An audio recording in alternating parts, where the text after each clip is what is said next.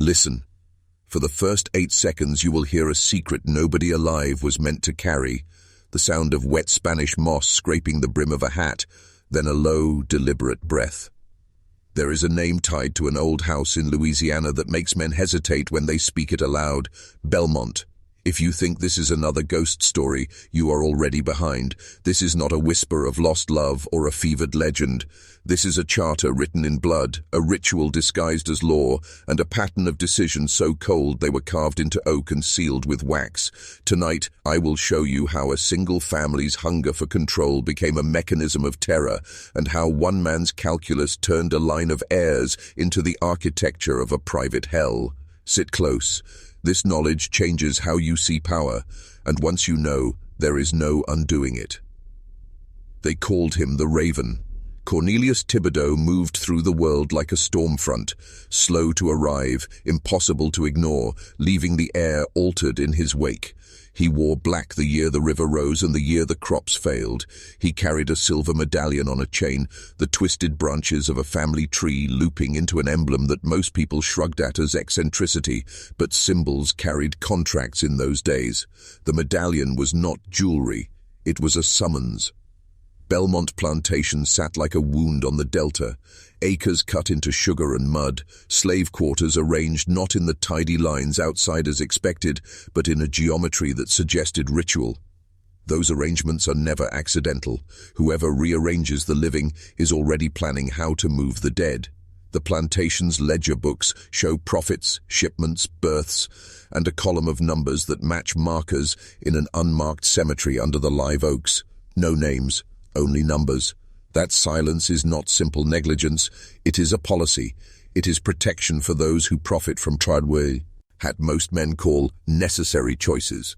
Tonight you will learn how convenient euphemisms become systems of elimination.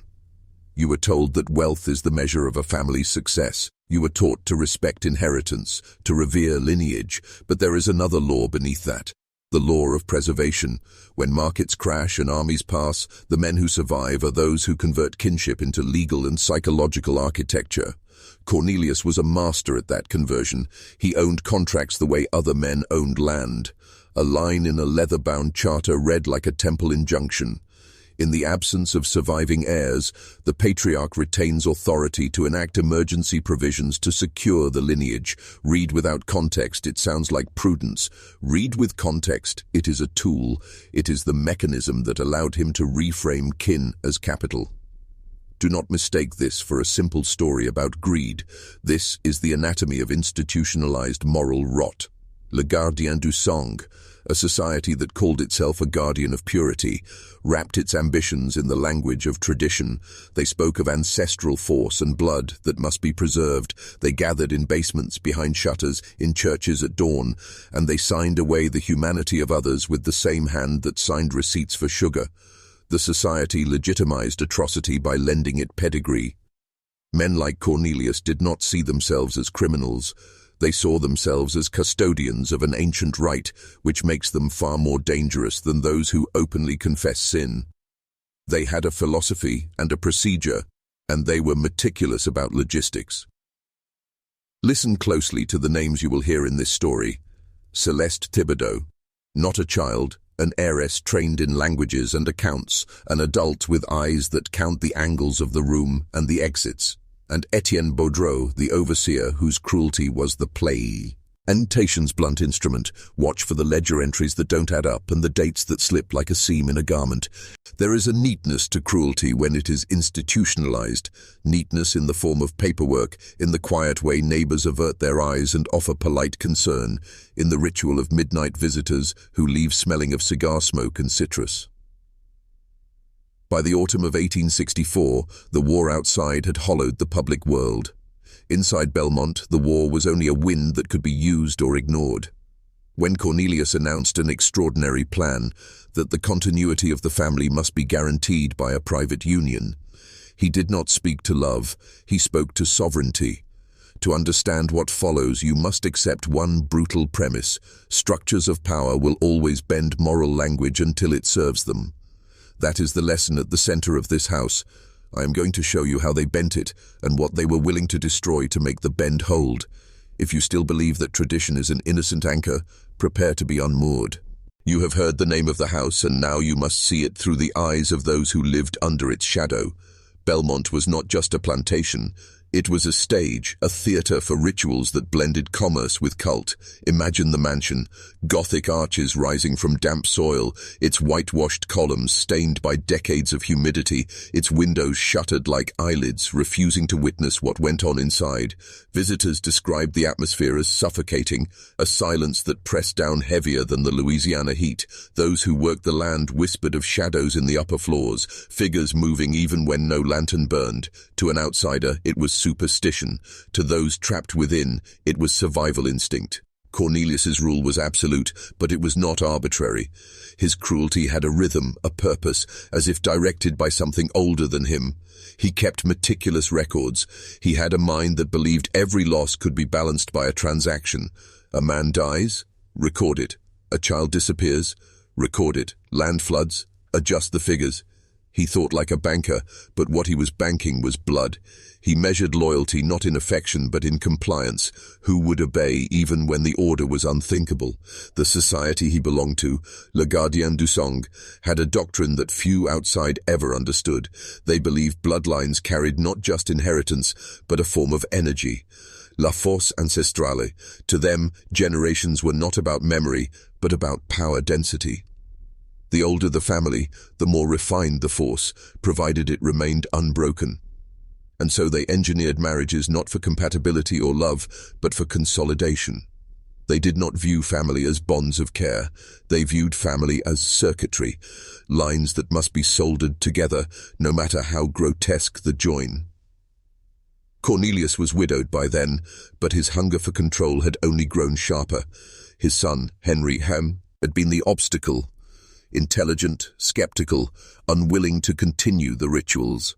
Henry's death in a carriage accident was ruled misfortune, but every detail suggested orchestration, the horses not spooked but cut, the axle not weak but sabotaged. A man like Cornelius never let chance decide. That left the granddaughter, Celeste, the heiress, educated, strong-minded, but trapped.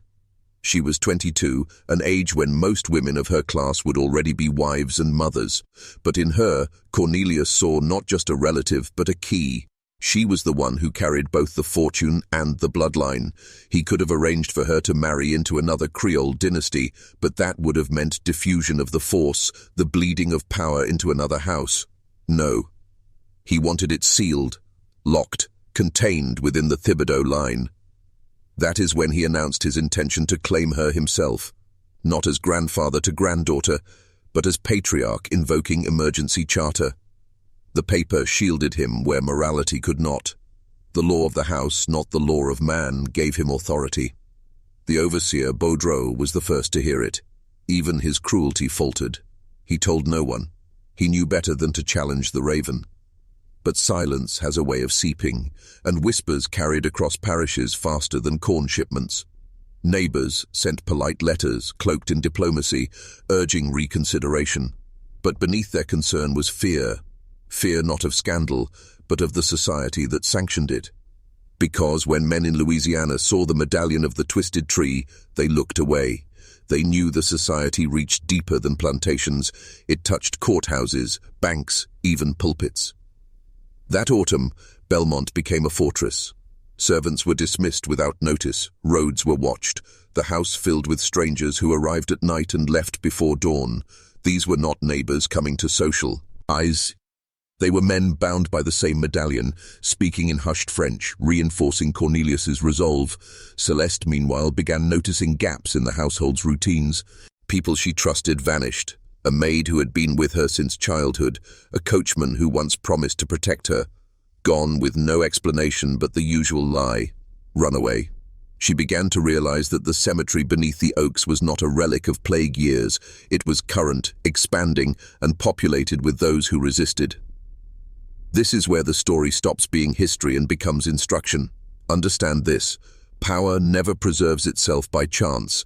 It survives because men like Cornelius are willing to desecrate the natural order and rewrite morality as if it were bookkeeping. They do not think in terms of right or wrong. They think in terms of cost and return. And when blood becomes currency, family becomes expendable. Now I ask you, where are you watching this from tonight? Tell me in the comments, because knowing your ground is the first step in recognizing the shadows that might be walking over it. The line between past and present is thinner than you think. Celeste Thibodeau had grown up with tutors who taught her languages, etiquette, mathematics, and the polite refinements expected of a Creole heiress, but nothing had prepared her for the prison her own home was becoming. After her parents' deaths, she inherited not only wealth but an invisible set of chains. Cornelius kept her close, using the pretense of family duty to mask surveillance. Every room she entered, she felt watched. Every letter she tried to send passed through hands loyal to him. Even the air seemed weighted with his authority. Cornelius was meticulous in his approach.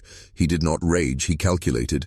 He spoke to her not as a granddaughter, but as a custodian of a fortune. He told her she carried responsibility for the land, the workers, the family name. He told her that outsiders, the Union soldiers, the northern bankers, even jealous Creole families, wanted to dismantle what her ancestors had built. He spoke of betrayal everywhere beyond Belmont's borders. To him, the world was a battlefield, and only through obedience to him could she survive. This was not affection. This was psychological siege warfare. He isolated her, cut her off from allies, and then offered himself as the only source of stability.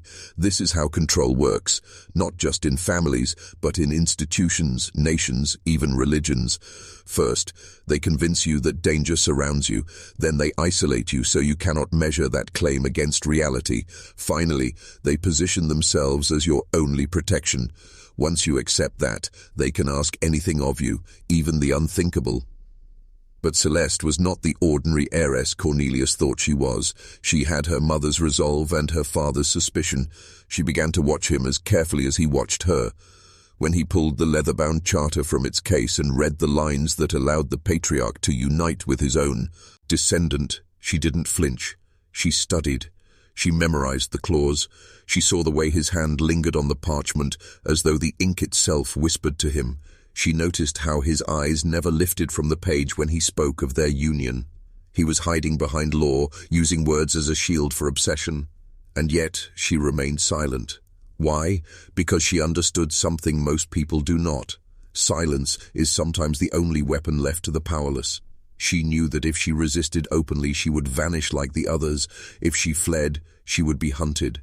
Her survival required patience, listening, collecting fragments of truth. She pretended compliance, even as she planned rebellion.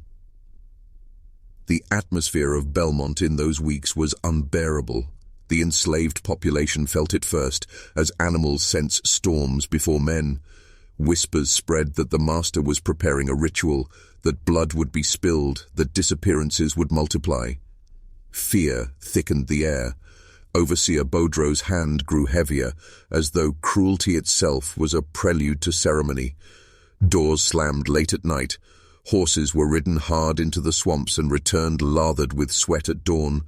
Lanterns burned in the study long after midnight. Something was building. And in the silence of her room, Celeste began her own construction. She searched through her late father's effects.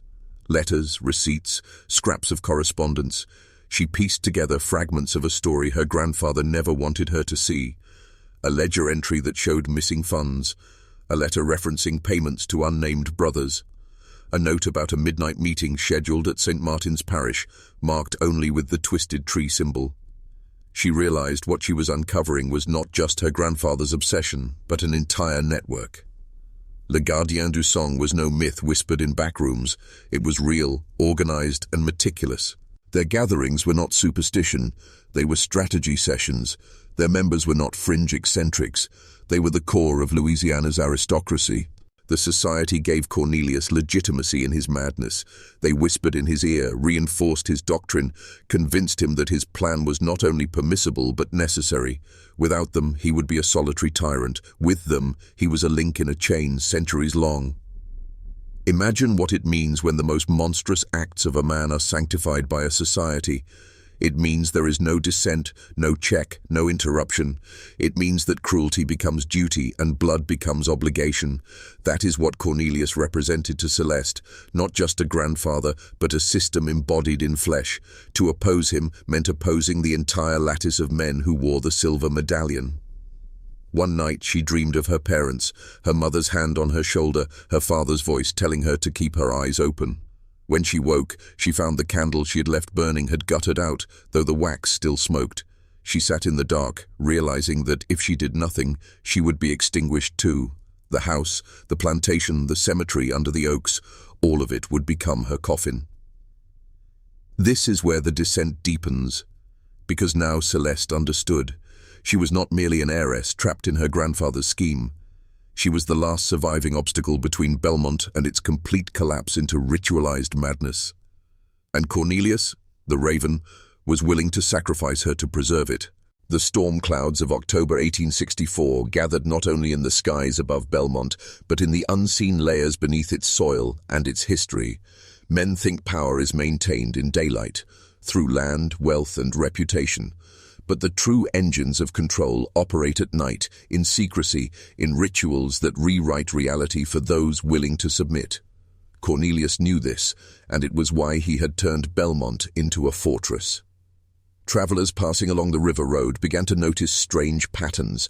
Torches burning at the edge of fields where no work was being done, carriages arriving at midnight and departing before dawn, priests called to the mansion under the pretense of confession, though none ever stayed long. By the third week of October, even neighbors who once dined at Belmont's table avoided the estate. They claimed illness, pressing business, or weather, but the truth was simpler: fear. They knew something unnatural was brewing, and no one wanted to be caught in its path. For Celeste, each day became a test of endurance. Cornelius pressed her to consent publicly, to play the role of dutiful heiress. He framed it as responsibility. The land must remain ours, my dear. God chose us to guard it. His voice had the cadence of scripture, but his eyes betrayed obsession. Celeste, trained from childhood to listen more than she spoke, gave him only what he needed to hear. But inside, her resolve hardened. She would play along, but she would not surrender. One evening, as thunder rolled across the bayou, Celeste slipped away with a single lantern.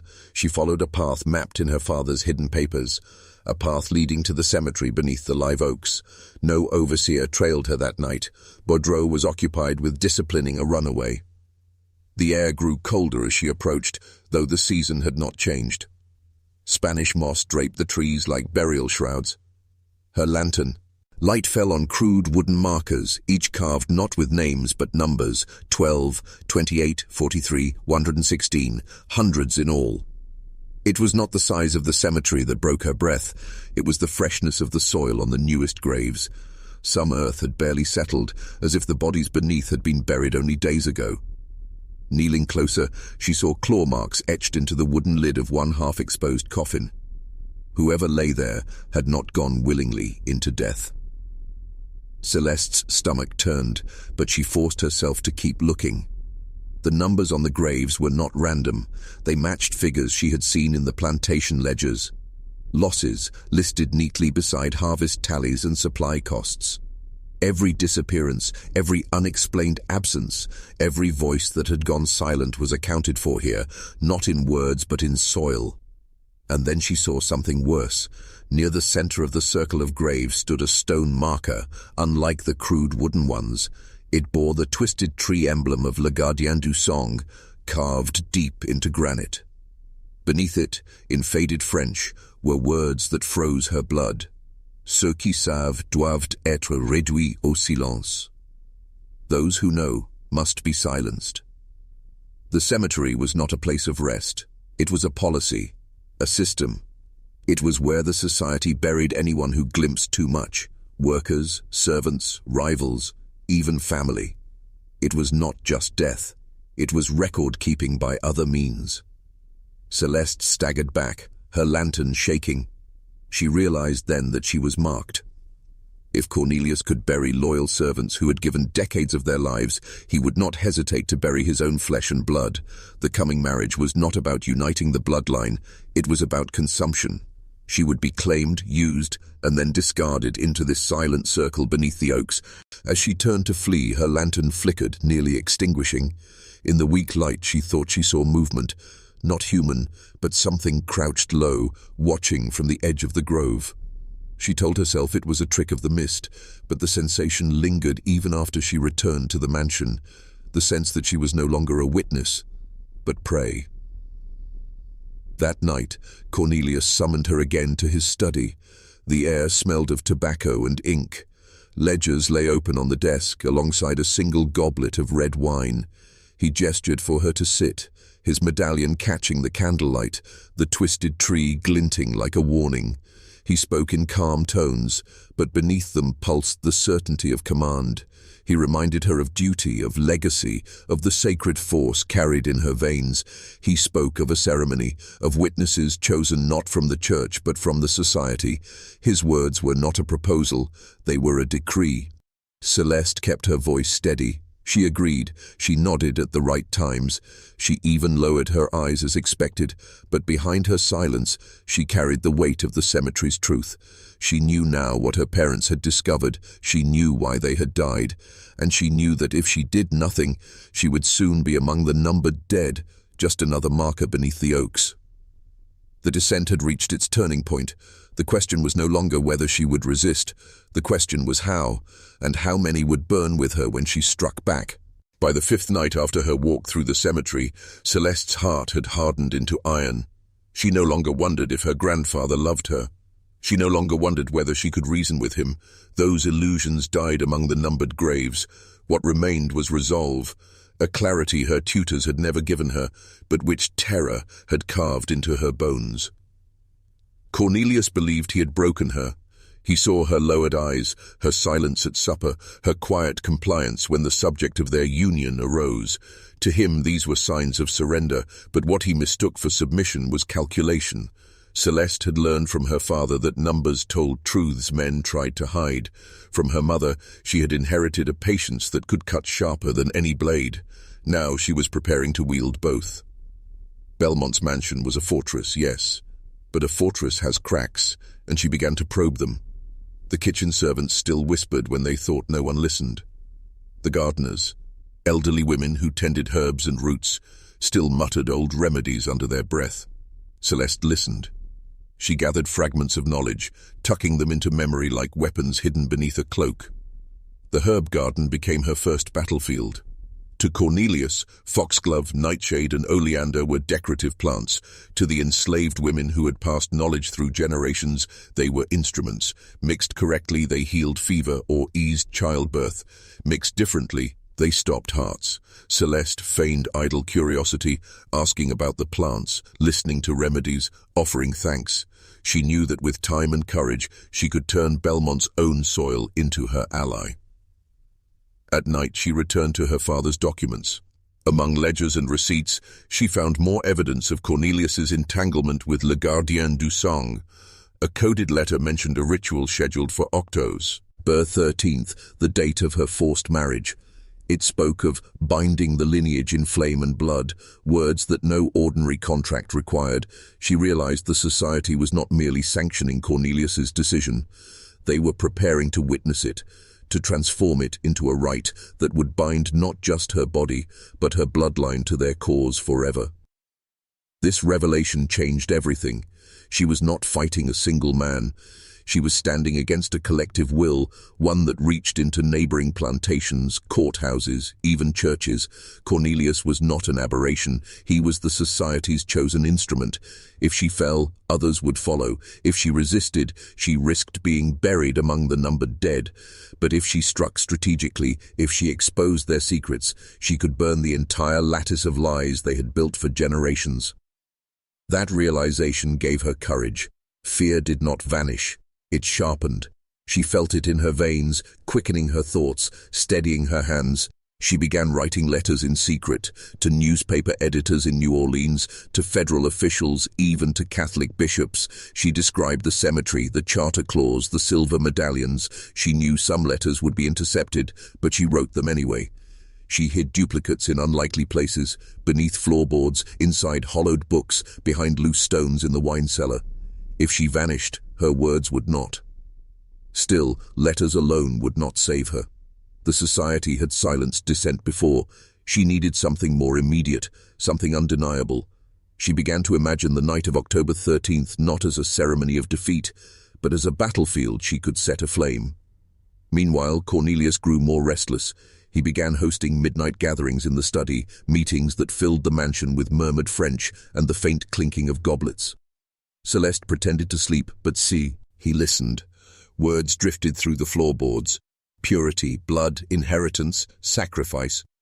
Once, she heard laughter, sharp and cruel, as though they were mocking the very idea of morality. She pressed her palm against the floor, imagining the faces beneath, and swore she would make them choke on that laughter before this was over. The overseer, Baudreau, noticed changes too. He saw Celeste's quiet defiance, her watchful eyes, the way servants who spoke with her seemed emboldened. He reported his suspicions to Cornelius, but the raven dismissed them. "She is young," Cornelius said, "and youth bends easily." But Baudreau knew better. He had overseen enough men to recognize when someone was plotting. His cruelty made him dangerous, but his caution made him even more so. He began keeping closer watch, shadowing her steps, appearing suddenly in corridors, his eyes narrowing with suspicion. This dance of silence and suspicion turned Belmont into a crucible. The mansion's grand halls became a stage for masks. Celeste's mask of compliance, Cornelius's mask of authority, Baudreau's mask of vigilance. Behind each mask, strategies sharpened like knives. The clock ticked toward October 13th. The day Cornelius imagined as his triumph, the day Celeste intended to turn into a reckoning, but survival required allies, and Celeste knew she could not fight the society alone. She needed voices willing to echo hers, even at great risk. So she began to whisper. To the kitchen girl who had lost a brother, to the stable hand who had seen bodies carted into the oaks, to the gardener who still wore scars from a whipping Baudreau gave her. Quietly, carefully, she planted seeds of rebellion. Some looked away in fear, but others, a few, nodded with the weight of understanding. This is how resistance begins, not with banners or speeches, but with whispers in the dark, with eyes that meet when others turn away, with the courage to imagine that power can bleed. Celeste did not yet know who would stand with her when the hour struck, but she knew this: she would not face it as a lamb led to slaughter. She would face it as fire waiting for its spark. By the first week of October, Belmont no longer felt like a plantation. It felt like a citadel. The ordinary rhythms of labor, the planting, the harvesting, the deliveries, had been disrupted. Wagons no longer left the grounds. Letters no longer reached town. Even church bells from St. Martin's Parish, which Celeste once heard faintly on Sundays, seemed silenced by distance. The estate had folded in on itself, an island drifting away from the world. Cornelius called it preparation. Celeste called it suffocation. Every evening, strangers arrived in covered carriages. They wore black coats even in the heavy Louisiana heat, their silver medallions catching lantern light like predators' eyes. They entered the mansion without greeting, without explanation, and disappeared into the study. Servants whispered that they carried bundles, candles, books, bottles filled with dark liquid. Some said the men had come from as far as Charleston and Savannah. Others claimed Europe. All that mattered was this: Belmont was now a temple, and Cornelius its high priest. Celeste risked everything to listen. Through cracks in doors she glimpsed men chanting in French older than hers, phrases stitched from scripture and sorcery alike. She saw Cornelius leading them in prayer before a twisted wooden idol, a carving of a tree whose branches writhed like serpents. At its base lay offerings, coins, wine, and once, she swore, a folded scrap of fabric stained deep red. The words she overheard chilled her. They spoke not of marriage as covenant, but as sacrifice. The union between Cornelius and Celeste was to be more than legal. It was to be ritual, binding her life force to his, binding their blood to the society's cause. Her body was the vessel, her lineage was the offering, and if the society's doctrine was true, her resistance would not matter. Once the ritual began, choice itself would be stripped away. This realization nearly crushed her. For the first time she felt her resolve falter. What if her defiance was meaningless? What if the twisted tree had roots deeper than her will? She clutched her mother's rosary in the darkness, whispering prayers not even she believed would be heard. Yet even as fear hollowed her chest, another truth burned brighter. If she surrendered, she would not just lose herself. She would give the society another century of power. The mansion's atmosphere reflected her dread. Servants moved like ghosts, eyes cast downward, afraid to meet one another's gaze. The air smelled perpetually of smoke and tallow, as if the rituals in the study bled into every corridor. Cornelius, meanwhile, seemed to grow younger. His shoulders straightened, his gait sharpened. He moved with the vigor of a man half his age. Celeste realized what the others whispered was true. The ceremonies were not only symbolic. He was feeding on something, drawing strength from the offerings, from the very fear Belmont radiated.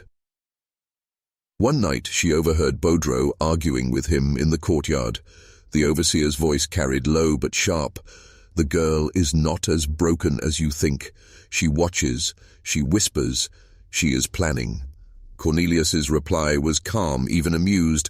"Let her plan. The tree consumes all. She will bow when the fire rises." Their laughter followed, cruel and certain.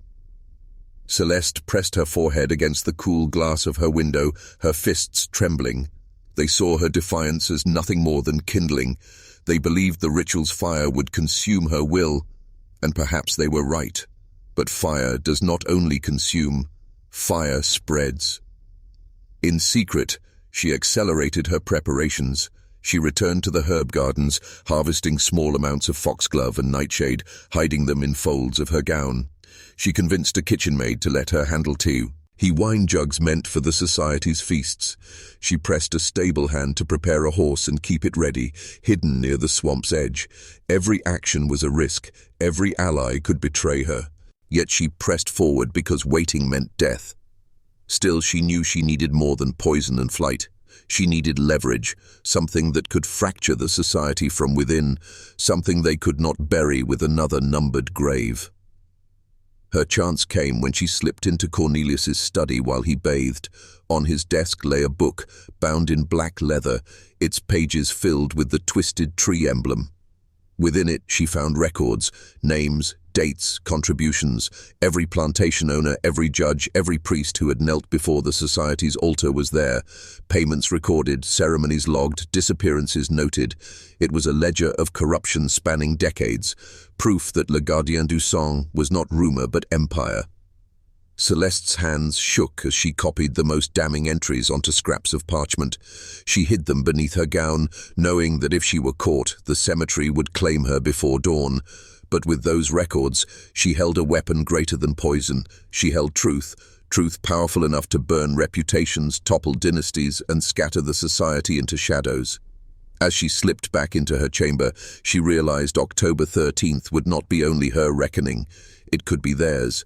If she could survive long enough to strike, she could drag Le Gardien du Sang into the light of day, where no ritual, no medallion, no twisted tree could shield them. But survival meant more than courage. It meant timing, and the clock was already ticking. Celeste had learned early that in Belmont, trust was currency more dangerous than gold. A careless word could end in the unmarked graves behind the oaks. Yet without allies, her plan was nothing but desperation. She began cautiously, testing the silences of those who moved unseen through the mansion's halls. Her first confidant was Adeline, an elderly seamstress who had mended the Toledo gowns for decades. Adeline carried herself like a shadow, her eyes milky with age, yet sharper than Cornelius's blade. While pinning a hem, she whispered in French too soft for passing ears. "Your mother knew. She tried to flee. I stitched her dress the day she left." Celeste nearly gasped, but Adeline's wrinkled hand pressed against hers. "Speak nothing, eyes everywhere." That was the beginning. From Adeline, she learned of Josias, a stable hand who knew the swamps better than the overseer knew the fields. Josias was young, broad-shouldered, but haunted. His brother had been among the vanished. He swore vengeance if given the chance, and when Celeste asked quietly if he would prepare a horse for her, he nodded without hesitation. His loyalty, however, came with danger. Rage made him reckless. She feared he would strike before the moment was ripe.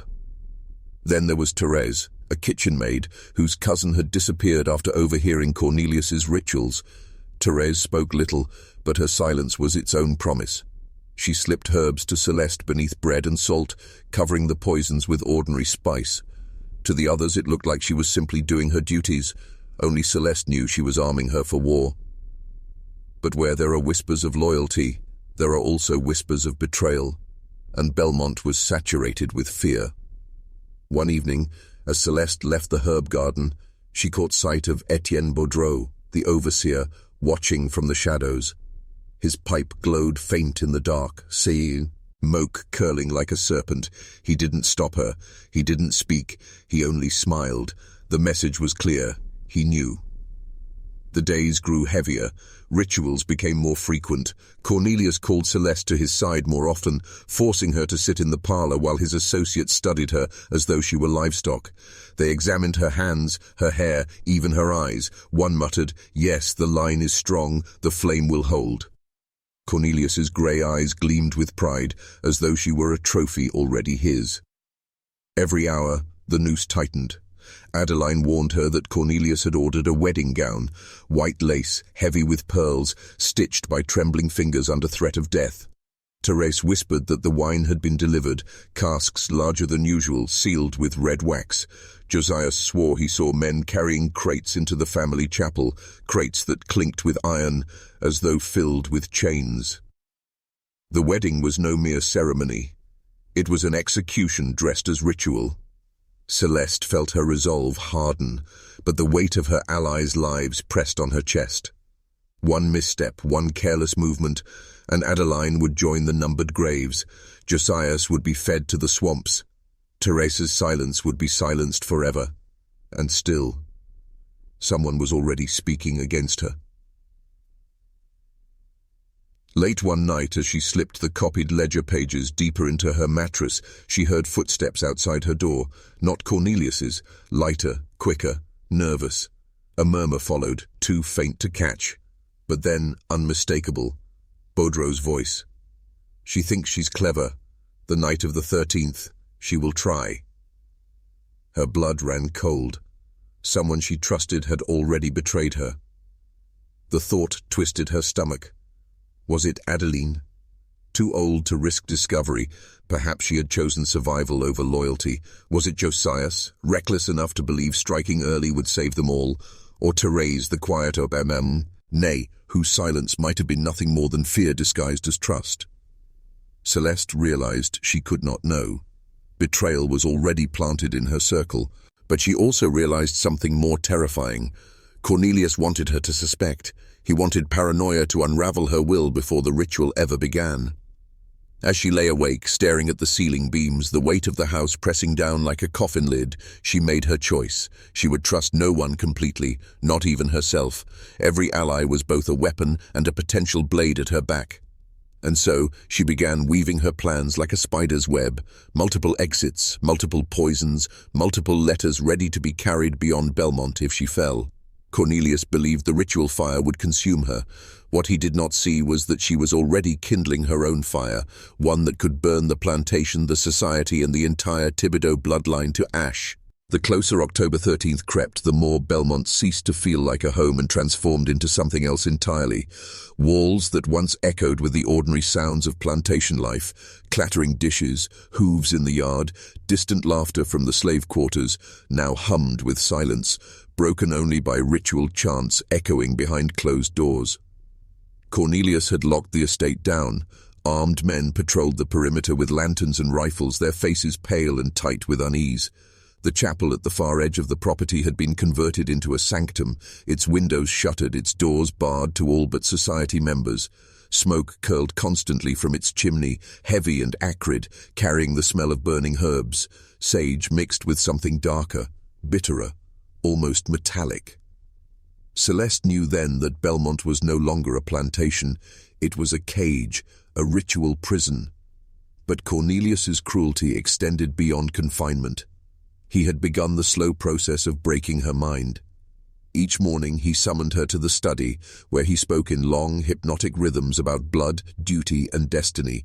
He spoke of la force ancestrale, the ancestral power that ran through their veins, and how their union would awaken it fully. "You think yourself strong, Celeste," he said one morning, his voice a calm, unyielding tide. "But strength is not rebellion. Strength is submission to the current of blood. Everything else is weakness dressed as pride." He placed a goblet before her, wine dark as blood, laced with herbs that clouded her vision. She forced herself to sip, feigning obedience, while slipping doses of her own prepared poisons into bottles hidden in her chamber. Each time she endured his words, she rehearsed in her mind how to end them, not through escape alone, but through ruin. Cornelius's psychological games grew sharper. He filled her chamber with relics of the Tibid, O-line, portraits of stern ancestors, ledgers of harvests, contracts written in ancient French. Every page screamed the same message: "You belong to us, your blood is not yours." And yet, even in the midst of his control, Cornelius underestimated her. Because while he tried to plant obedience, she was planting resistance. Her poisons multiplied: powders from ground foxglove, tinctures from nightshade, leaves dried crisp from oleander. She hid them in sewing kits, in candle wax, even in her own hairpins. Each night she whispered to herself, "The fire will spread, the fire will spread." But her strength was tested further still. Cornelius allowed her to see the chapel once, as though to remind her of her fate. The doors opened, and Celeste stepped inside. Candles lined the altar in concentric circles, their flames trembling though no wind stirred. At the center stood the twisted tree idol she had glimpsed before, its carved branches stretching upward like skeletal arms. Beneath it, a stone basin half filled with dark liquid, and above it all, symbols painted on the walls in a red that was not paint.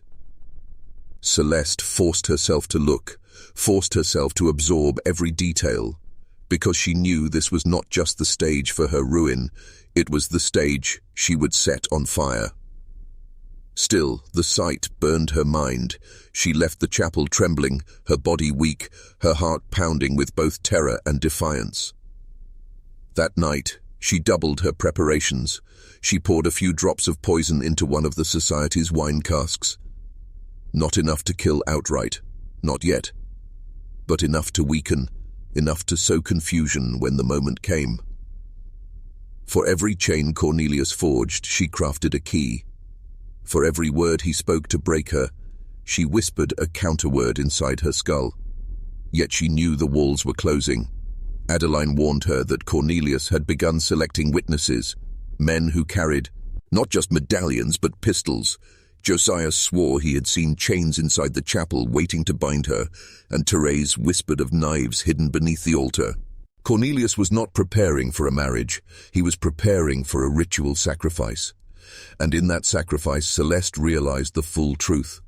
The fire Cornelius promised was not metaphor. On the night of October 13th, blood would spill into the basin beneath the twisted tree idol. If she faltered, it would be hers. The night of October 11th, 2 days before the wedding, Cornelius summoned Celeste not to the study, not to the dining room, but to the chapel. She felt it in her bones before he even spoke. This was not mere preparation. This was initiation. The doors opened and heat washed over her. Candles blazed in every corner, their smoke rising thick and bitter. Shadows crawled across the walls, stretched by the flicker of flame until they seemed to move like living things. The idol loomed at the altar, its twisted branches curling in grotesque imitation of a family tree, its wooden surface slick with the oil of countless offerings. The pews were filled with men. All wore black coats, all bore the silver medallion of Le Gardien du Sang. Their faces were gaunt, watchful, hungry. As Celeste stepped forward, their eyes fixed on her with a predatory hunger she had felt before, but never so many at once. She was not a granddaughter here. She was a vessel. Cornelius stood at the altar, tall and severe, his grey eyes blazing with unnatural light. He gestured for her to approach. "Brothers," he declared, his voice rising above the chant that murmured from the congregation, "the bloodline endures. Tonight, you witness not merely my will, but the will of our ancestors. The flame is carried in her veins. In 2 nights, it shall be joined to mine." A murmur of approval rolled through the pews. The medallions caught the candlelight, flashing like cold stars in the smoke. Celeste's stomach twisted, but she forced herself forward. Her every step echoed like a drumbeat. A heart thundering beneath her dress. She met Cornelius's eyes and saw what he wanted. Submission. If she faltered here, if she broke before his brethren, the ritual would already be won. Instead, she lifted her chin. She let her green eyes harden like glass. She gave them no tears, no trembling, no weakness. The congregation shifted uneasily, as though her defiance was a ripple in their carefully scripted ceremony. Cornelius's jaw tightened. He reached for a chalice on the altar, filled with the same bitter liquid she had seen before. Holding it high, he spoke in the archaic French tongue of their society, words that rolled like thunder. Then he placed the chalice in her hands. "Drink," he commanded. The congregation fell silent. Celeste stared into the liquid. Its surface shimmered, dark and thick, almost alive. Every instinct screamed to hurl it to the ground. But that would be defiance without strategy, rebellion that ended in chains.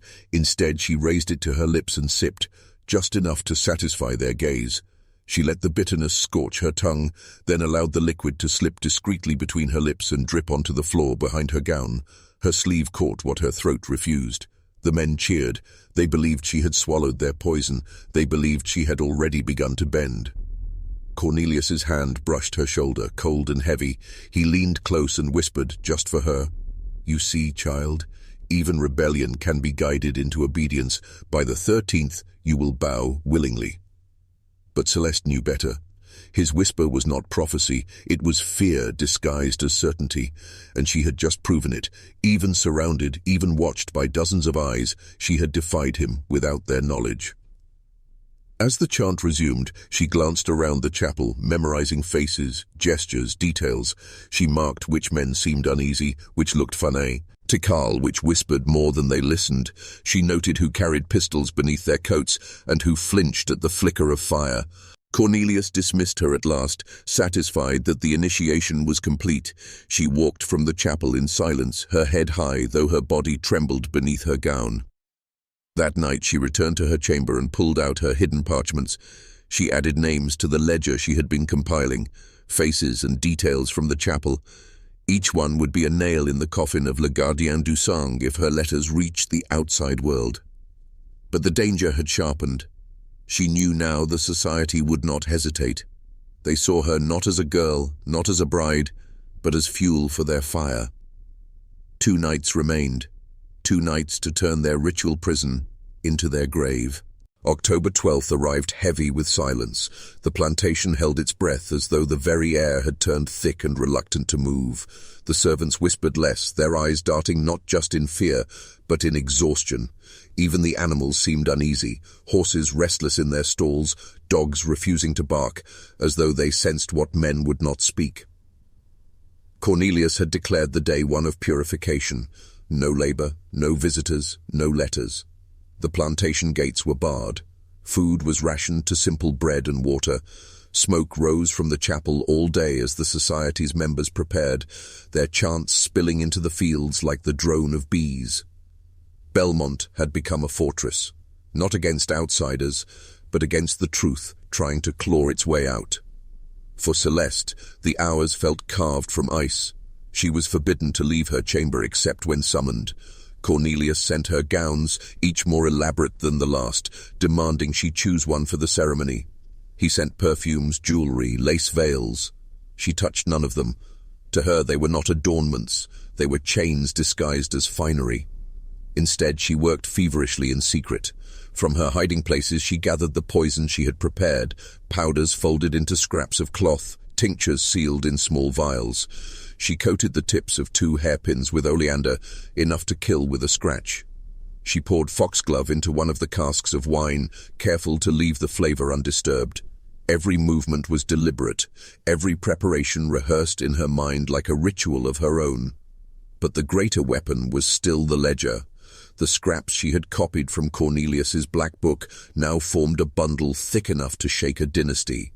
She sealed them with wax stolen from the study and tied them with plain twine. Then she pressed the bundle into Adeline's hands. "If I do not return from the chapel tomorrow," Celeste Belmont whispered, her voice steady despite the tremor in her chest, "you must deliver this to Father Duval in New Orleans. Swear it to me, Adeline. Swear it on your soul." The seamstress's eyes filled with tears. Her fingers closed around the bundle like it was fire itself. "Child, if they find this, then they will kill us both," Celeste interrupted. "But if it leaves Belmont, they cannot bury what they have done. Swear it." Adeline swore, but even as she did, Celeste saw doubt flicker in her eyes. Doubt born not of betrayal, but of fear. Fear that no paper, no priest, no city could stand against the society's reach. Later, Josias came to her under cover of night. He smelled of horse sweat and swamp water. His voice was urgent. "The bayou is swollen. The horse is ready. You can ride tonight. We can be free before dawn." For one heartbeat, Celeste's soul screamed to accept, to flee, to vanish, to survive. But then she thought of the graves behind the oaks, the vanished faces, the ledger of names. If she fled, the society would endure. Others would vanish. Others would bleed. "No," she told him. "Not yet. Tomorrow, Josias. Tomorrow the fire spreads." He stared at her as though she had gone mad. Then he nodded once, hard, and slipped back into the shadows. Therese was the last to come. Her hands shook as she placed a small knife into Celeste's palm, the blade dull but sharp enough to cut flesh. Her eyes darted like a cornered bird. "Someone whispers of you," she breathed. "I don't know who, but Baudreau listens at doors. He knows." Celeste closed her fingers around the knife. Betrayal had already bloomed. She could feel it in the air, thick as storm clouds, but it no longer mattered. If tomorrow was her death, she would drag Cornelius and his brethren into the grave beside her. That night, as she lay in bed staring at the ceiling beams, she whispered the words that had become her armor. "The fire will spread." She whispered them again and again until her lips were numb. She whispered them until she felt not like prey, but like the match waiting to strike. October 13th would not be her wedding. It would be the reckoning of Belmont. And as midnight passed, the walls of the mansion seemed to listen, as though the house itself was waiting for the first spark. October 13th dawned beneath a sky the color of ash. The sun rose weak and red, as though it too had been poisoned. From her window, Celeste saw the fields shrouded in mist, the oaks looming like sentinels, their roots twisted around graves that had no names. The plantation was silent, unnaturally so, as if the earth itself refused to stir. By mid-morning, the house had transformed into a hive of activity. Servants rushed through the halls with candles, incense, and silks. The scent of burning herbs seeped into every chamber, clinging to skin and cloth until it seemed the very air had turned thick with ritual smoke. Cornelius's men patrolled with pistols at their belts, their eyes cold and restless. Every door was barred, every path guarded. Celeste was summoned by Adeline and two other maids, their hands trembling as they carried the gown Cornelius had ordered for her. It was white lace, heavy with pearls, its train long enough to sweep the chapel floor. To the society, it was the garb of purity. To Celeste, it was a shroud. They dressed her in silence, pinning her hair into a crown of braids. Pearls gleamed against her throat like beads of blood waiting to spill. As Adeline fastened the last clasp, she lingered, her eyes wet. Her hands brushed Celeste's wrist for a moment too long. A silent prayer, or perhaps a goodbye. When the doors opened, Cornelius himself entered. He wore a coat of black velvet, his silver medallion polished until it caught the candlelight like a blade. His grey eyes swept over her, cold and approving. "You are ready," he said. Celeste met his gaze without flinching. "I am ready," she replied, and in her chest she meant it, though no, he for the reason he believed.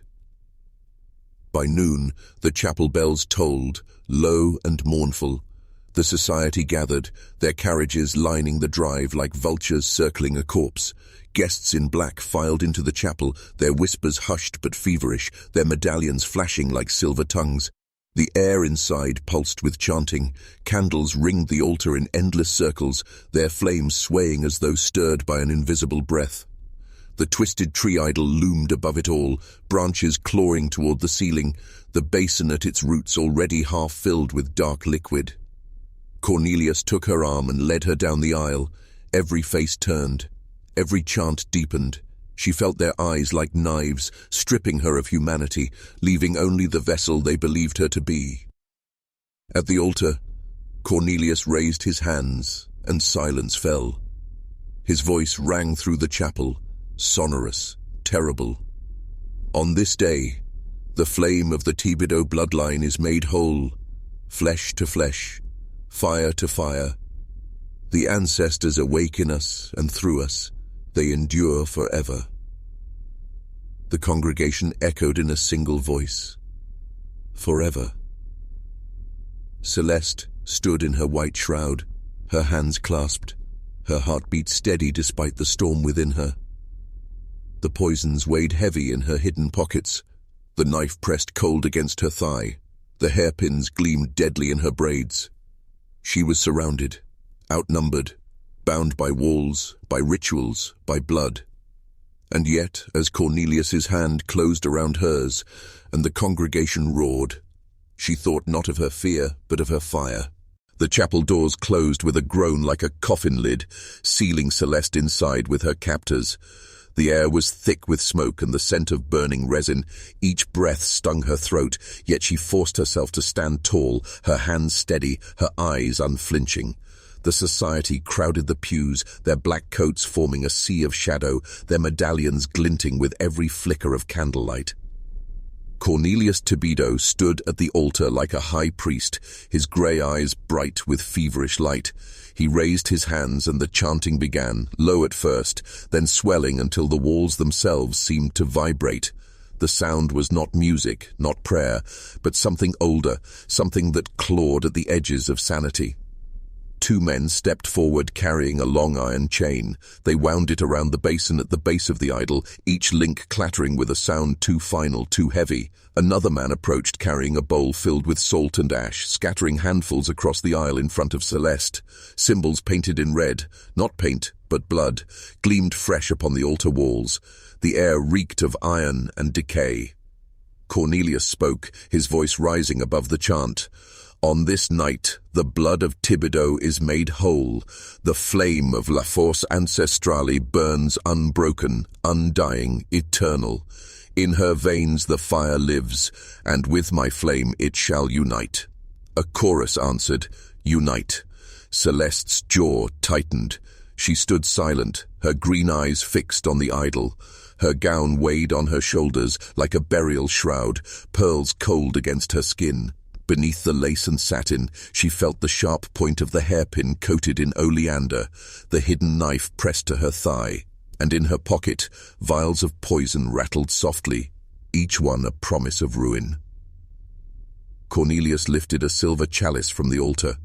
Dark liquid sloshed inside, its surface glimmering like oil, thick with herbs and something.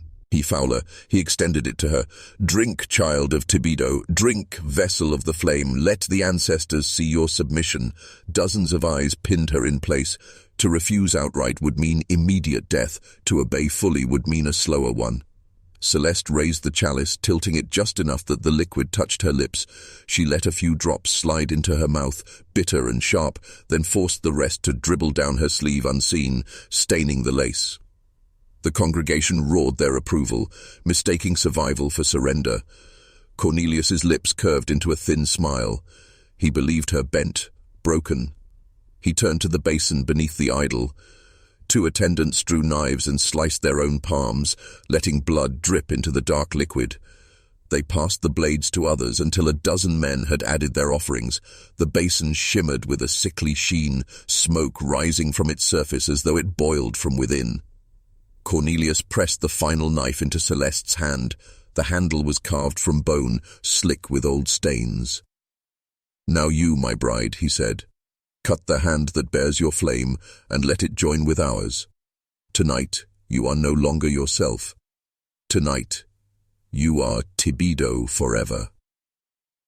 The congregation leaned forward, hungry, breathless. Celeste raised the blade. For a heartbeat she saw herself reflected in its edge.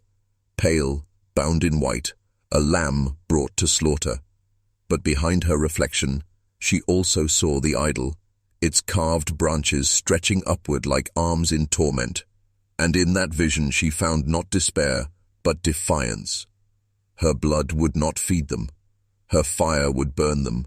She turned the knife toward her palm, and then paused. Slowly, deliberately, she lifted her eyes to Cornelius. For the first time, she let him see the truth. Not fear, not weakness, but a flame of her own. The chanting faltered, unease rippling through the crowd. Cornelius's smile stiffened. Celeste pressed the blade lightly against her skin, just enough to draw a bead of red. The drop fell into the basin and hissed like water on coals. The congregation roared again, mistaking her calculation for surrender. But within her sleeve, her fingers brushed the vial of poison, one spark hidden, ready to fall into the fire. Cornelius raised his arms higher, his voice thundering. "Now the binding begins." And Celeste, her lips trembling not with fear but with resolve, whispered so softly only she could hear, "The fire will spread." The idol loomed above them, branches twisted into grotesque arcs, its hollow eyes filled with flickering candlelight. The chanting surged again, pounding like drums in Celeste's skull. The basin beneath it bubbled as if alive, steam rising in tendrils that clung to the ceiling beams. The congregation's faces glistened with sweat, their eyes fever-bright, their mouths wide as they repeated the words drilled into them by generations of obsession. Cornelius raised both hands, his voice slicing through the thunder of their chorus. "The blood is one, the flame is eternal, the line is preserved." The congregation shouted as one. "Preserved!" Celeste held the bone-handled knife loosely in her fingers, blood still glistening from the shallow cut she had offered. The drop had been enough to satisfy appearances, but it was not enough to bind her. The weight of the vial pressed against her palm, her hidden weapon nestled in her sleeve. Its contents shimmered faintly, a poison brewed from foxglove, oleander, and nightshade, reduced into a syrup so potent that even a sip could silence a grown man's heart. Mixed into the basin, it would not kill instantly, but it would work its ruin deep inside their bodies, a slow collapse masked at first by the frenzy of ritual. Cornelius stepped closer, his eyes glowing with something unearthly, something not entirely human. His scar twitched as he spoke. "Now, granddaughter, kneel before the flame, pour your blood again, and seal our bond." Her heart slammed against her ribs, the circle tightened, all eyes fixed on her. She felt the air pressing in, suffocating, demanding her compliance. But beneath the weight of their gaze, Celeste felt something else stir inside her. Not the ancestral force they worshipped, but her own. The kind of fire born only from desperation, from defiance, sharpened into a blade. She knelt, slowly, deliberately. Her gown pooled around her knees like a shroud. She lifted the vial unseen, cradled in the folds of her sleeve, and tilted it over the basin. The syrup slid soundlessly into the boiling mixture, vanishing beneath the blood and herbs. No splash, no scent. Just a shimmer, then gone. The basin hissed. A ripple spread across the surface, unnatural, jagged, as though rejecting what had been added. Celeste's breath caught. For a moment she feared the poison had betrayed her, that they would see the disturbance, that they would know. But Cornelius's eyes were fixed on her face, not the basin. His hunger blinded him. He saw not rebellion but obedience. His lips stretched into a grim smile. "Yes. Yes, my child, the ancestors are pleased." The congregation howled their approval, stamping their boots, slamming fists against pews, their voices thunderous. The idol's shadow seemed to writhe along the walls. The poison worked silently beneath their ecstasy, a secret venom threading through their ritual. Cornelius reached for her hand, gripping it with fingers like iron. His skin was hot, feverish, his pulse thrumming, unnaturally strong. He lifted her palm above the basin and pressed the knife against her skin once more, harder this time. Pain flared as the blade bit deeper, a rivulet of blood spilling into the poisoned brew. The mixture hissed again, louder, sparks of steam snapping upward like claws. "Do you feel it?" Cornelius whispered, his lips close to her ear. "The power. It flows into you now, into us." Celeste forced her expression to remain blank. She could feel nothing but revulsion, nothing but the steady thrum of her own plan taking root.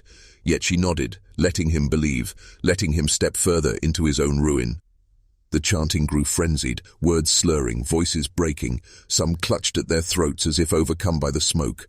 Sweat poured from their tongue.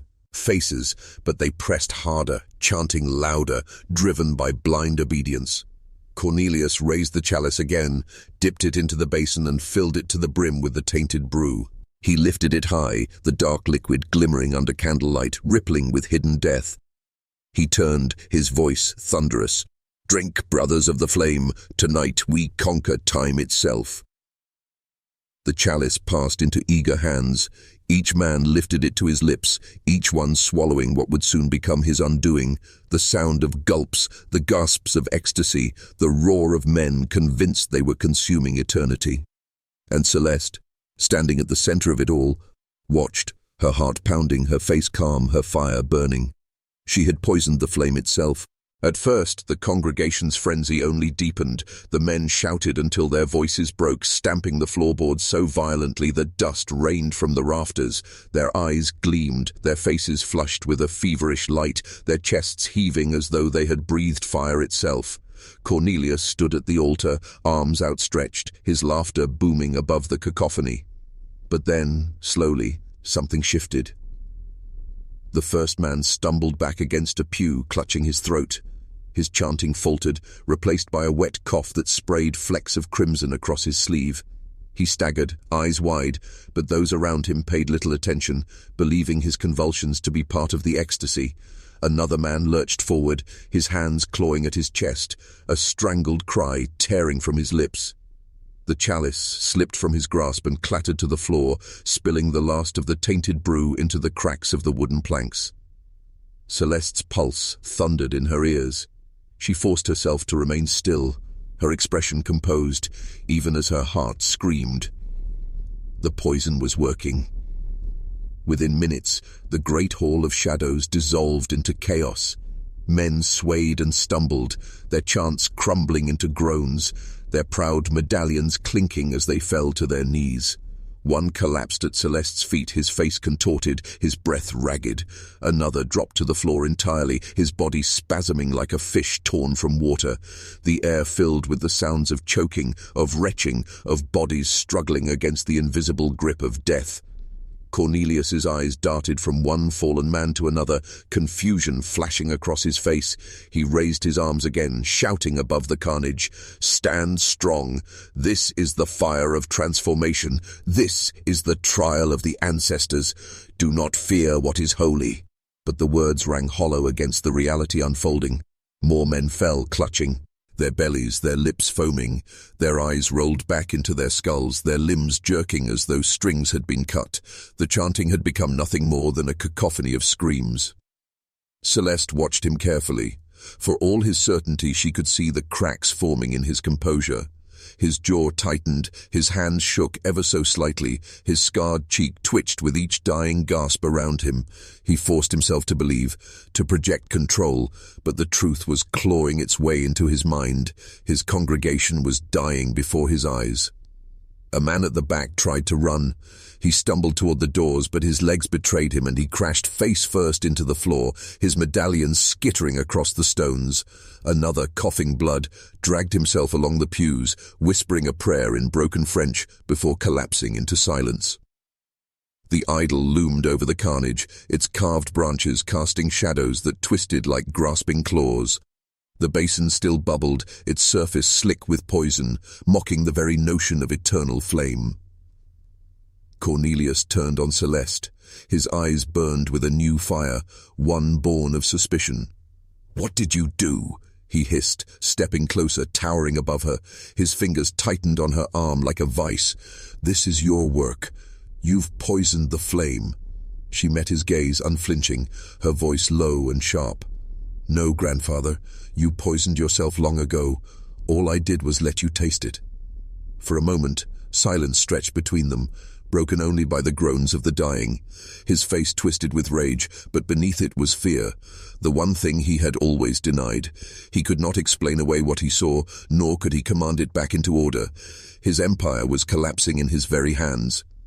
The sound of boots dragged across the floor as one of the last standing men fell forward onto the altar, blood spilling across its surface. His hand knocked the basin, sending the poisoned mixture splashing down the steps, pooling at Cornelius's feet. Celeste stepped back, her eyes never leaving him. "The ancestors are watching, Cornelius," she said, "but not the way you think. Tonight, they're not keeping your flame alive. Tonight, they're extinguishing it." The words struck like daggers. For the first time, Cornelius faltered. His breath hitched, his body shuddered. Around him, the last cries of his followers faded into silence, leaving only the crackle of candles and the labored breathing of the old patriarch, standing in a room that had become his tomb. Celeste's hand tightened on the hidden knife at her thigh. The time for survival was ending. The time for reckoning was here. The chapel had gone silent except for the guttering of candles and the faint hiss of smoke. Dozens of bodies lay sprawled across the floor, their medallions glinting faintly in the dying light. The once mighty congregation of Le Gardien du Sang Pur was reduced to lifeless husks, their mouths frozen in screams, their hands clawed as if reaching for a salvation that never came. Celeste stood alone in the center of the carnage, her white gown smeared with blood and ash, her breath steady despite the storm inside her chest. Across from her, Cornelius remained standing. His towering frame was rigid, his eyes burning with the stubborn light of a man who refused to admit defeat. His lips trembled, but not from weakness, only from fury. "You think this ends me?" he spat, his voice a growl, low and venomous. "You think these fools were the source of my power? No, girl, they were only vessels. The blood that matters still runs in me, and in you." He stepped forward, boots splashing in the poisoned basin's spill. The liquid clung to the floor like oil, glimmering under candlelight. His shadow stretched long across the walls, merging with the idol's monstrous form until it seemed as if he himself had grown into something larger, something unnatural. Celeste gripped the knife at her thigh. Her heartbeat thundered, but her eyes remained locked on his. "You are not eternal, Cornelius. You're just an old man hiding behind superstition, and tonight your line dies with you." His laugh rolled through the chapel, deep and harsh, echoing against the rafters. Bold words from a child. "Do you think a drop of poison and a borrowed blade can unmake centuries of power? You carry my blood, Celeste. That means you carry my will. You may think yourself free, but you are bound to me. Forever." He lunged faster than his age should have allowed. His hand shot out and clamped around her wrist, crushing bone against steel. The knife slipped from her fingers and clattered onto the stones. His grip tightened until her arm burned with pain. His face loomed inches from hers, the scar twitching, his breath hot and rancid. "You will kneel," he snarled. "If not as my bride, then as my heir. You cannot escape what you are." Celeste's lips curled into a defiant smile, even through the pain. "I already have." With her free hand, she drove the poisoned hairpin from her sleeve into his chest, burying it just beneath his collarbone. He roared, the sound half human, half beast, stumbling back as the venom coursed into his blood. His hand released her, clutching at the wound, his eyes wide with disbelief. "You dare!" His voice cracked, faltering for the first time. Celeste retrieved her knife from the floor, her gown dragging through blood as she rose. She stood tall, no longer trembling, her shadow meeting his on the wall. "For every soul buried in your secret graves, for my parents, for me, tonight you answer." Cornelius staggered toward the altar, his body trembling, veins bulging as the poison spread. Yet still he tried to summon his authority, raising a hand as though commanding her to stop. "The ancestors, "The ancestors are silent," Celeste cut him off, her voice sharp as the blade she held. "It's only you, Cornelius, and me." She advanced step by step, the knife glinting in her hand. He stumbled backward, collapsing against the idol. The carved branches loomed above him like a twisted crown, shadows swallowing his frame. For the first time in his life, Cornelius Tobido looked small.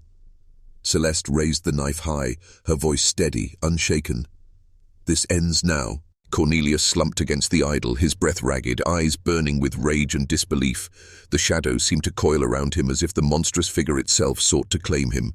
His lips moved in a broken whisper, fragments of Latin and French prayers, calling desperately to ancestors that would not answer. Celeste stood before him, the knife raised, her gown torn and blood-stained. Her chest heaved, but her hand did not tremble. For a heartbeat, the silence of the chapel pressed down like the weight of centuries, as though the very walls awaited her decision. Cornelius sneered through his pain. "Strike me, girl, and you strike yourself. My blood is your blood. You cannot kill what you are." Celeste's voice was calm, a blade sharper than steel. "No, grandfather, I am not you. Tonight I break the chain." With a swift motion, she drove the knife into his chest. His roar shattered into a gurgle as blood welled over his lips. His body convulsed, then sagged, sliding down the idol's base until he lay sprawled beneath its branches. His eyes, wide with shock, dimmed slowly, the fire within them extinguished at last. The chapel shuddered, candles sputtered, shadows writhed, the air thickened with a pressure that felt almost alive. The idol groaned, wood cracking as though centuries of silence had been broken. A beam split high above, sending dust cascading down like falling ash. Celeste staggered back, staring as the altar trembled beneath Cornelius's corpse. For a moment, she felt as if the entire plantation breathed, a long, exhaled sigh of something ancient being released. Then silence returned. The only sound was her own breathing, sharp, steady, alive. She had ended him. But in the stillness, Celeste understood. The story was not over. The corpse of Cornelius lay crumpled at the base of the idol, his blood soaking into the cracks of the altar stone. His medallion, the emblem of his twisted brotherhood, gleamed faintly before slipping from his chest and clattering to the floor. The silence that followed was suffocating, almost unnatural, as though the plantation itself held its breath. Celeste leaned against a pew, her body trembling now that the battle's fire had passed. Every muscle ached, every wound throbbed, but her spirit burned steady. She had done what her parents could not, what generations of victims had never lived to attempt. And yet, the air shifted. A draught whispered through the chapel, though the doors remained sealed. The candles flickered violently, their flames stretching sideways as if pulled by unseen hands. Celeste's eyes darted to the idol. Its carved face, empty and jagged, seemed to watch her differently now, no longer looming, but stirring. Her pulse quickened. Cornelius's death had not silenced the shadows. It had fed them. The poison, the blood, the ritual cut short. All of it had awakened something the old man had worshipped, but never truly controlled. A low creak groaned through the rafters. The floorboards beneath her feet trembled. One of the corpses twitched, a simple spasm, she told herself, yet it sent ice through her veins. Celeste tightened her grip on the knife, though its blade was slick with her grandfather's blood. She would not falter now, not when freedom was within reach. But in the silence she heard it, a whisper, soft as breath, threading through the chapel walls. Celeste. Her name, spoken by no human tongue. Her victory had cracked the chain, but in doing so, she had unchained something far older. The whisper slithered through the chapel like smoke. Celeste spun, knife raised, but the pews and bodies were still. The voice came again, curling in her ear, neither male nor female, but many at once. "Celeste, you cut the flesh, but not the root." Her throat tightened. The idol loomed above, its hollow eyes glowing faintly now, as if embers smoldered deep inside the carved wood. The branches shivered, though no wind touched them, casting clawed shadows that writhed across the walls. She staggered back, her heel pressing into Cornelius's lifeless hand. His body twitched, just once, a convulsion that made her heart seize. But when she looked, his eyes remained glassy, fixed in death. "No," she whispered, shaking her head. "You're gone, all of you. This ends here." The floor quaked. Cracks split through the altar, jagged veins spreading from where his blood had spilled. A dark liquid seeped upward, thicker than water, thicker even than blood. It pulsed like something alive, like the chapel itself bled in answer. The corpses stirred. Not in life, not fully, but their limbs jerked, their heads rolled, their mouths hung open as if trying to mimic breath. A chorus of wet gasps rose, dissonant and unnatural, filling the silence Cornelius had left. Celeste's grip tightened on her knife, though she knew steel was useless against what stirred here. Her chest heaved as the whispers grew louder, overlapping until the chapel hummed with voices. "He was our vessel. You are our blood. His flame is yours to bear." The idol's eyes flared brighter, casting the room in a sickly glow. Celeste's breath hitched. She had killed Cornelius. But in his death, the burden had turned to her. The whispers pressed harder, burrowing into her skull like talons. Their tones shifted, pleading, commanding, seductive. Some sounded like her mother's voice, soft and broken. Others like Cornelius, sharp and demanding. But all carried the same refrain: "Take the flame, carry us, continue the line." Celeste's knees buckled as the floorboards quaked beneath her. The corpses shuddered in unison, their medallions clinking like sinister bells. Shadows spilled from the idol's hollow eyes, stretching across the walls, curling toward her like vines seeking to entwine. "No," she gasped, staggering back. "I won't be your vessel." The voices swelled, thunderous now, rattling the very beams overhead. "Without you, we scatter. Without you, the flame dies. Do you wish to be nothing? Do you wish your blood to mean nothing?" Her chest heaved, but a fire rose within her, hotter than fear. She looked at the idol, its grotesque face alive with shifting light, and then at Cornelius's corpse sprawled beneath it. He had lived for them. He had killed for them. And in the end, he had died for them. "I am not your chain," she hissed, lifting the knife though her hand trembled. "I am not your heir. I am not your flame." The shadows recoiled, shrieking, twisting violently across the chapel. The corpses convulsed as though struck by lightning, their mouths opening in a chorus of screams that were not their own. The idol groaned, wood splitting, its branches cracking like bones under strain. Celeste stepped forward, her voice rising to drown the storm. "You fed on him, but I starve you. Tonight, your fire dies with him." She plunged the knife into the altar's cracked heart. The chapel erupted. The moment the blade pierced the altar, the chapel convulsed as if alive. A roar erupted from the walls, not of wood or stone, but of countless voices shrieking in rage and despair. Candles exploded in showers of sparks, shadows whipping like storm winds. The idol split down its center with a deafening crack, its branches collapsing in a rain of splinters.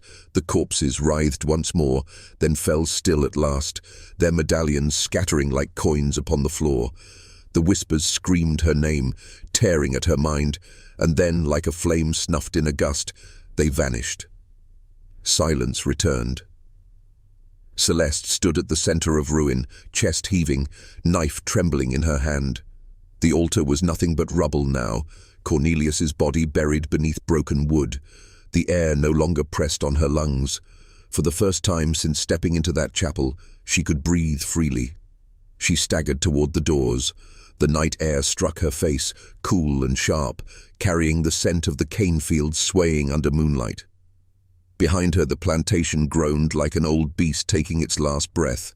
Windows shattered, beams split, and the great house began to collapse upon itself, consumed by the weight of its own sins.